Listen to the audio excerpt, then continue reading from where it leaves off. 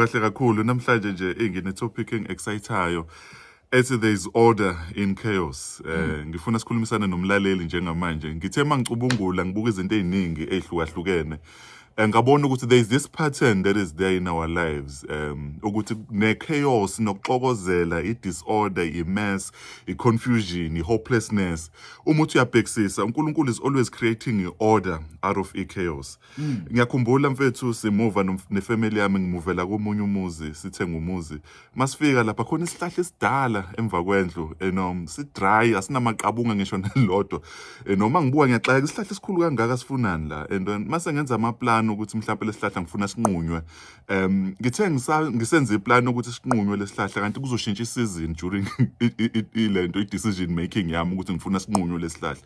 Kwafika isizini yemvula, mase kufika isizini yemvula saqala saqhakaza isihlahla, sasihle ngalendlela exakile, sanamaqabunga amahle, and lento yangithinta mfethu ukuthi uNkulunkulu uhleze controller ngisho namasizini. Khona nesizini ebuke ngazuthi ne-chaos, there is i-dryness kwi-life yakho, akho ma-fruit, akho lutho. But uma uthi uyayibuka leyo chaos enkulu isuke ihleli phansi kweplan kaNkulunkulu. Khona amasizini, isizini esizongena kuyo njengamanje ayinayo imvula, kodwa uma ubuka leyo sizini leyo i-chaos kwabanye abantu ngoba there's i-dryness emasimini akho lutho edliwayo. But uma uthi uyabuka leyo confusion ne-chaos ine-order. uNkulunkulu uplace i-order phekwe chaos. Yona into ebengifuna siyikhulume namhlanje le ukuthi there is i-order kwi-chaos. Khona umuntu ongilalele njengamanje mfethu ucabanga i-suicide, uxoshiwe emsebenzini, ingane ziyafeyila, yonke lonto mfethu yenzekalayo phekwe impilo yakhe. Abanye bayakusola ukuthi uyathakatha emphakathini. There's quite a lot that is happening. But kukho konke lokho there's this chaos that uNkulunkulu uyiphatha ngesandla ifome i-order.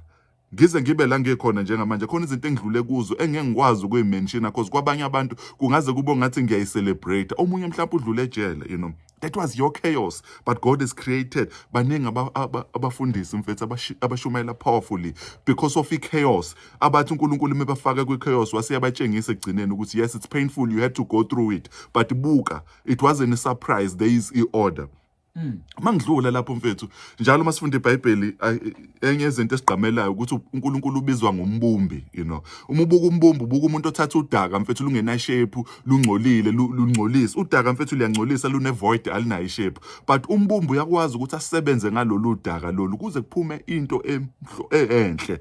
I just want to say to you right now, kule confusion okuyo, kule mess kuyo, abantu bakubiza ngokungcola, khona iphara kuyo yonke lonto nespirit esingesihle. God is creating something beautiful because uNkulunkulu ongayisabi i-chaos, uthatha i-chaos ayenze ibe seplanini yakhe kube ne-order. Sengivala mfethu ngicela ukuyigcizelela le. Njengoba siya kwi-Passover, abantu abaningi bacabanga ukuthi uNkulunkulu wayesurprise ngokubethelwa kaJesu. Kodwa uma ufunda iBhayibheli lithi Jesus was the lamb that was slain before the foundations of the world. Okusho ukuthi umhlaba ungakasibekela, there was a lamb that was put aside ukuthi wena kuzofika isikhathi la kufanele usacrificewe khona. What does it mean? It means even the greatest chaos of all time, the sacrifice of the lamb was not a surprise in God's life. Empilweni yakho right now ayikho into surprise uNkulunkulu ngento odlula kuyo. Why? Because the darkness and everything at the end of the day it creates i-chaos kodwa manje ebaseplanini kaNkulunkulu. Chapter 1 kaGenesis uthi the Holy Spirit hovered in the darkness and it was creating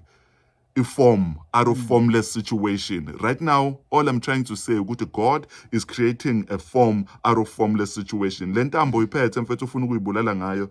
I just want to say ukuthi leyo chaos, God is able to create life out of lifeless situation. God is love. God creating life out of lifeless situations.